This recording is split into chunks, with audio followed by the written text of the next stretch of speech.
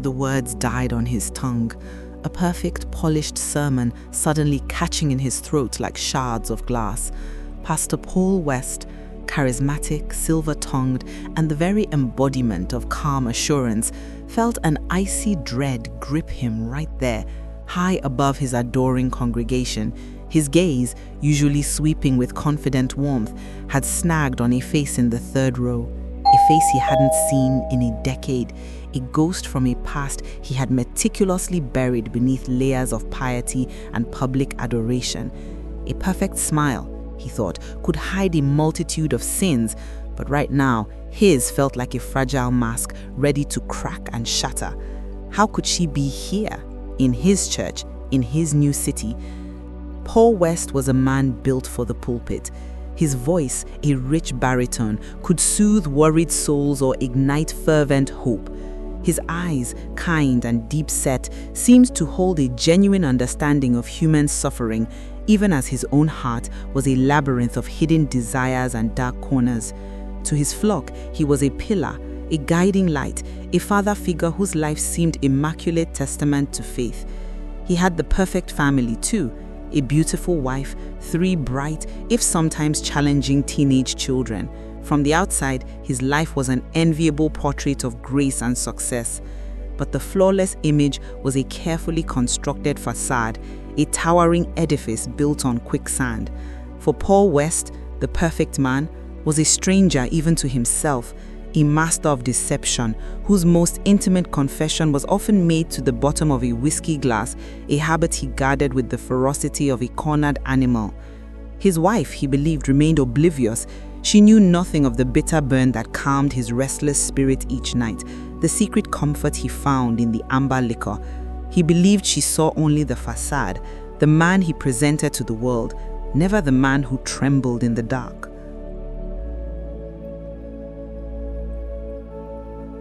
Behind the closed doors of his comfortable suburban home, the polished veneer of Pastor West's life began to show its true, ugly cracks. The evenings were a quiet battleground, a silence punctuated by sighs and unspoken resentments. His wife, Lena, moved through their home with a quiet stoicism. Her eyes, though often downcast, held a knowing sadness that gnawed at Paul. He saw it, felt it, but always dismissed it, telling himself she was merely tired, or perhaps just naturally melancholic. Their conversations were polite, shallow exchanges about schedules and household tasks, devoid of the warmth and intimacy that once defined their early years. He'd often retreat to his study, a sanctuary where the clink of ice against glass became his nightly ritual, a secret he guarded with paranoid vigilance. He believed his movements were stealthy, his breath mints effective, but the faint scent of stale alcohol often clung to his clothes, a scent Lena had learned to recognize with a sickening certainty.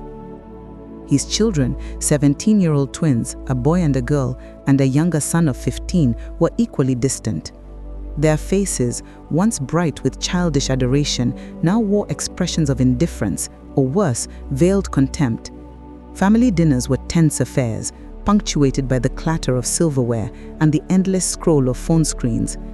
Arguments would erupt over trivialities, quickly escalating into shouting matches, where Paul's attempts at fatherly authority were met with eye rolls and sarcastic retorts.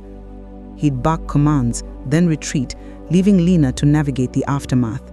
He saw them as rebellious, ungrateful, blind to the sacrifices he made, conveniently forgetting the promises he'd broken, the times he wasn't truly present. And then the flashbacks. They came unbidden, triggered by a phrase, a scent, a fleeting memory. Faces of women, some married, some not, blurred through his mind like a twisted montage.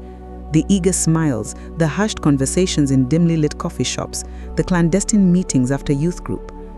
The whispered words of manipulation, the promises of discretion. He remembered the desperate pleas for secrecy, the cold insistence on abortions, the heartless precision with which he'd orchestrated his cover-ups.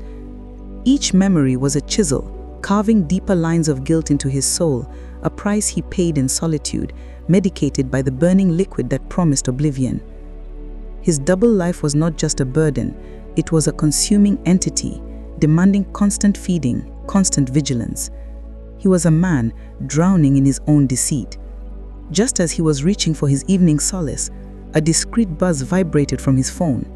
An unknown number. A text message. "I saw you today, Pastor. We need to talk.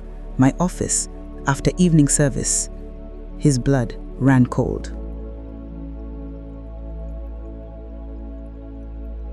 The air in Paul's office was thick with unspoken history, heavy and suffocating. The afternoon sun, usually a warm presence, cast long, accusatory shadows across the polished desk. He sat rigid, hands clasped tightly, a nervous tremor he couldn't quite quell running through him. Across from him, perfectly poised, sat the woman from his past. Her name was Anya, and time had only sharpened her features, giving her a cool, confident edge that unnerved him more than any youthful vulnerability ever could. Her eyes, once filled with a naive admiration for him, were now piercing, unwavering, and utterly devoid of warmth. "Pastor West," she began, her voice a low, steady current, devoid of emotion. "It's been a long time." He tried to regain some semblance of control, to adopt his usual charming pastoral tone. "Anya, I was surprised to see you. How are you?" She merely offered a faint, almost imperceptible smirk. "Surprised, I'm sure. But let's not pretend, Paul. You know exactly why I'm here." His heart hammered against his ribs. He felt a cold sweat break out on his forehead. He knew, of course he knew. She spoke of things he had spent years trying to erase, details so specific that made his stomach churn. The cheap motel rooms, the hurried goodbyes, the promises he'd made and broken with casual indifference. She reminded him of the money, the forced choices, the sheer brutality of his dismissal of her. Each word was a barb, meticulously placed, tearing through the carefully constructed fabric of his denial. Then the revelation. "I have proof, Paul. Emails, texts, even a few pictures." Her voice remained calm, almost conversational, but the weight of her words felt like a physical blow. "I've kept everything just in case." She paused, letting the statement hang in the air, a sword dangling by a thread over his head. "Now," she said, "it's time to pay." He stammered, his mind racing, trying to find an angle, a loophole, a way to charm or intimidate her. "Pay? Anya, what are you talking about? We had a past, yes. But..." "Don't insult my intelligence," she cut in, her voice hardening. "I want a substantial amount, enough to set me up, to make sure I never have to worry again. Or," she leaned forward, her eyes locking onto his, "I expose everything. To your church, to your wife, to the world. You will lose everything, your reputation, your family, your career." He tried to negotiate, to plead, but she was unyielding, a rock against his desperate waves. She had come prepared, her terms clear, her resolve ironclad. Finally she stood, her business concluded. "You have a week to get the first payment. I'll be in touch." The door clicked shut, leaving Paul alone in the sudden echoing silence. The room felt colder, darker. He slid from his chair, collapsing onto the carpeted floor, his body shaking uncontrollably. The carefully constructed world he'd inhabited for so long was crumbling, piece by agonizing piece. Tears, hot and bitter, streamed down his face. He whispered a name, a plea, but it felt hollow, empty. "God, help me!" But even as the words left his lips, he didn't believe them. He didn't believe in help. He only believed in the dark, suffocating fear that now enveloped him completely. Anya's ultimatum was a poisoned dart, and his venom worked swiftly, mercilessly. Paul's carefully curated life began to unravel at a terrifying speed. The nightly ritual of the whiskey glass escalated into a desperate need, his private study becoming less a sanctuary and more a prison. The amber liquid, once a comfort, was now a cruel master, demanding more and more of his dwindling control. His hands trembled not just with fear, but with a growing dependency, betraying him even when his mind desperately tried to maintain composure. His sermons, once delivered with commanding eloquence, grew shaky. His voice would falter, his gaze would drift, and his mind, plagued by Anya's relentless threats, would lose its thread. The congregation, usually captivated, began to notice. Whispers, subtle at first, began to ripple through the pews after service. "Is Pastor West all right? He seems distracted." The questions were soft, concerned, but to Paul they felt like the shouts of an angry mob. At home, the tension became unbearable. Lena, her patience worn thin by his increasing erratic behavior and the undeniable scent of alcohol on his breath, finally confronted him. Her voice was quiet, laced with a pain that cut deeper than any shout. "Paul, what is going on? You're not yourself. And I know about the drinking." The words hung in the air, a shattering of his last illusion of secrecy. He reacted with the only defense he knew, furious denial. He shouted, he accused her of imagining things, of being unsupportive. The argument was vicious, leaving Lena heartbroken and the emotional chasm between them wider and deeper than ever before. She retreated, not just physically, but emotionally, a barrier of icy distance rising between them.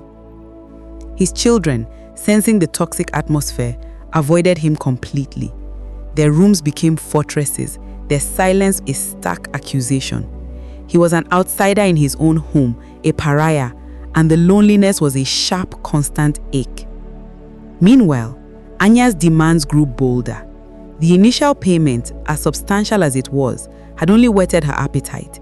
She called at all hours, her messages cryptic but menacing. She even visited the church secretly, her presence a chilling reminder that she was always watching. Each new demand for money, each new threat of exposure tightened the noose around his neck. He felt like a puppet, dancing to her cruel tune, his every move dictated by her malice. He was losing control of everything, his finances, his family, his sanity. One night, after another terrifying phone call, Paul stared at his reflection in the darkened window. His face was gaunt, his eyes bloodshot, etched with a raw, desperate fear. He saw a stranger, a ruined man. He knew, with a sickening certainty, that the situation was about to explode. There was no escaping it. The carefully constructed world he'd built was on the brink, and he was powerless to stop its imminent collapse. The email arrived on a Friday, chilling him to the bone. It was from Anya, short and brutal. "Next Sunday, during your service, everyone will know." His blood ran cold. He had tried everything, more payments, desperate pleas, even veiled threats of his own, which she had simply laughed off. Now she was going for the kill. He imagined her standing up in the middle of his sermon, her voice cutting through the sacred silence, detailing every sordid affair, every abortion, every drunken night. The thought sent a jolt of pure terror through him, rendering him breathless. Saturday passed in a blur of alcohol-fueled panic. He couldn't eat, couldn't sleep. His mind raced, replaying every mistake, every lie, every moment of weakness. The weight of his impending exposure was crushing, suffocating. By Sunday morning, he was a ghost of himself, his body trembling, his mind a chaotic mess of fear and self-loathing. As the time approached for the morning service, a full-blown panic attack seized him in the small vestry. His breath came in ragged gasps, his heart hammered, and the walls seemed to close in around him. He gripped the edges of the small table, trying to steady himself, but his legs threatened to give way. The cheerful hymns from the sanctuary outside sounded like a cruel mockery. How could he face them? How could he stand before them, knowing what was coming? He somehow made it to the pulpit, the lights blinding, the faces in the congregation a blur. He mumbled a few opening words before he felt the familiar wave of nausea and dizzying fear. His vision tunneled. He couldn't do it. He couldn't utter another word. With a silent, desperate retreat, he ended the service abruptly, citing a sudden illness, leaving a ripple of confused murmurings in his wake. That night, the mask finally shattered completely. He found himself back in the church, not in his office, but in the vast, empty sanctuary. The darkness was absolute, save for a sliver of moonlight piercing through a high window. He stumbled down the aisle, the silence deafening, each step echoing his profound emptiness. He collapsed at the foot of the altar, his body racked with violent sobs. The tears that came were not just tears of fear, but of profound regret, of a raw, agonizing sorrow he had buried for decades.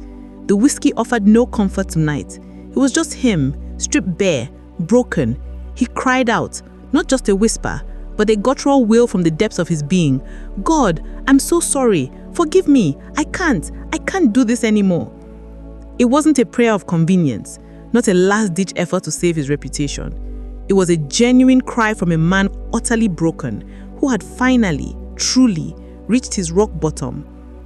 In that moment of absolute surrender, something shifted within him.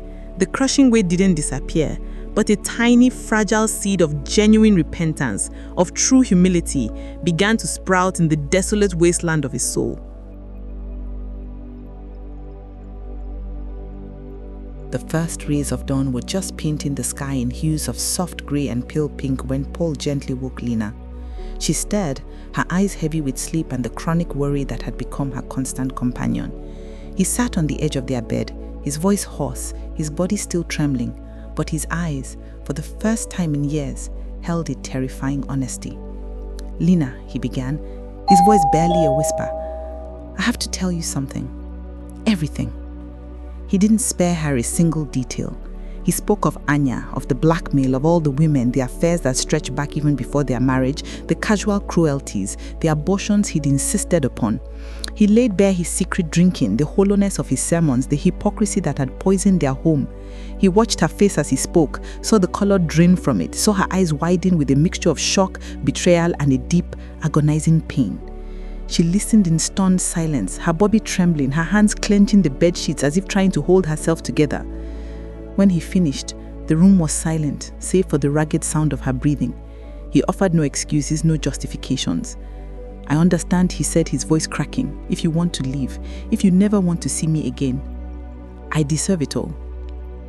He gave her the space, the terrifying freedom to choose her own path, knowing that whatever she decided, he would accept it as a just consequence of his actions.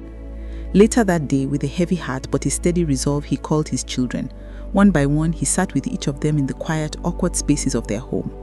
To his oldest, his voice choked with regret. He said, "I have been a terrible father. I've been absent, angry, and I've hidden who I truly am from you. I am so profoundly sorry for every time I let you down." He spoke of his drinking, his deceit, the pain he had caused their mother, and by extension them. It was excruciatingly painful, raw and uncomfortable, but he endured it, allowing their anger, their hurt, their confusion to wash over him. His children, though shocked and clearly wounded, listened, their initial defenses slowly softening under the unexpected weight of his genuine remorse. There were no quick fixes, no instant reconciliations, but the first tentative seeds of honest communication were planted. As the evening shadows lengthened, Paul felt a strange mix of terror and liberation. He had faced the most difficult truths with the people he loved most, and though their hearts were shattered, he had not been utterly rejected. He had taken the first steps on a path he knew would be long and arduous. But one final, terrifying hurdle remained: the church. He looked out at the darkening sky, knowing that tomorrow he would stand before his congregation and expose his deepest, darkest secrets to the world.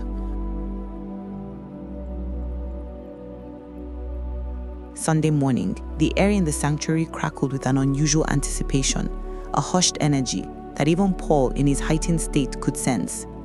He walked onto the pulpit, not with his usual confident stride, but with a deliberate, trembling gait.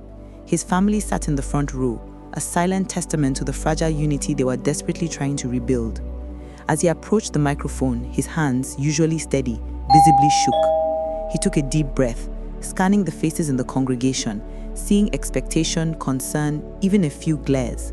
Then his eyes landed on Anya, sitting in the back, a smug, expectant look on her face, ready to witness his public humiliation. He took another breath and began to speak, his voice, though trembling, filled with a newfound, searing honesty. "Brothers and sisters," he began, his voice echoing slightly in the vast space. "I stand before you today, not as the man you believe me to be, but as a man deeply flawed, broken, and profoundly repentant." The usual pleasantries were absent. His words were raw, unvarnished, devoid of the usual pastoral polish. He confessed it all: his secret life, the years of hidden alcohol abuse, the string of affairs before and during his marriage, the pregnancies he coerced women into aborting, his hypocrisy, his failures as a husband and a father, and the blackmail that had brought him to this precipice. Each confession was a hammer blow, shattering the image he had painstakingly built. A ripple of shock went through the congregation. Faces registered disbelief, confusion, then dawning horror. Gasps broke the silence. Some shifted uncomfortably, others openly wept. The blackmailer in the back, Anya, her smug expression slowly morphed into one of utter shock, then defeat. Her weapon, her leverage, had been stripped away, rendered utterly meaningless by his courage. He had taken control of his own narrative, leaving her with nothing. Finally, his voice firm, though still laced with pain, Paul delivered the last, most difficult part of his confession. Therefore, with a heavy heart, but with a clear conscience, I announce my resignation as your pastor, effective immediately. I need to step away, to focus on rebuilding my life, earning back the trust of my family, and seeking genuine restitution wherever possible. A collective gasp filled the church. Mixed reactions swept through the room, some expressions of outrage, others of profound sadness, and a few tentative looks of understanding and even compassion. He stood there, exposed, vulnerable, awaiting their judgment. The silence that followed was deafening, pregnant with the weight of shattered illusions and the fragile promise of an honest, if painful, future. He stepped down from the pulpit that Sunday, not alone, but with his family by his side. It was a silent, powerful walk, a descent from his elevated position to the common ground of humanity. The aftermath was a tempest. The church buzzed with scandal, anger, disappointment, and a surprising, nascent wave of compassion. There were difficult conversations, painful apologies, and endless counseling sessions, both individually and as a family. The initial shock gave way to a long, arduous process of reckoning. Paul embraced it all. He attended meetings, joined support groups, and sought professional help for his addiction and his deeply ingrained patterns of deceit. He finally opened himself to the painful introspection he had avoided for decades. There were days of overwhelming guilt, moments when he felt the weight of his past would crush him. But he pressed on, driven by a profound desire for genuine change and the quiet, unwavering support of Lena, who, despite her profound hurt, had chosen to stay and fight for their marriage, on the condition that he commit fully to rebuilding trust and truth. He embarked on the long, difficult path of restitution. Where possible, he reached out to those he had harmed, offering sincere apologies and attempting to make amends, facing their anger, their pain, and sometimes their refusal to forgive. Each interaction was a humbling reminder of the wreckage he had left in his wake. His primary focus shifted entirely. No longer a public figure, he was simply a husband, a father, and a man trying to find his way back to himself.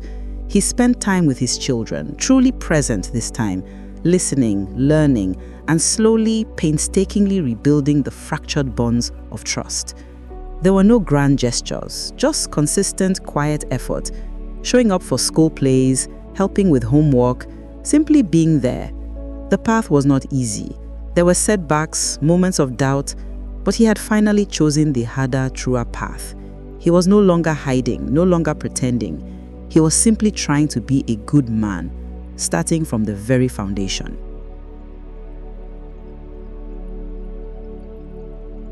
Months turned into a year, then two.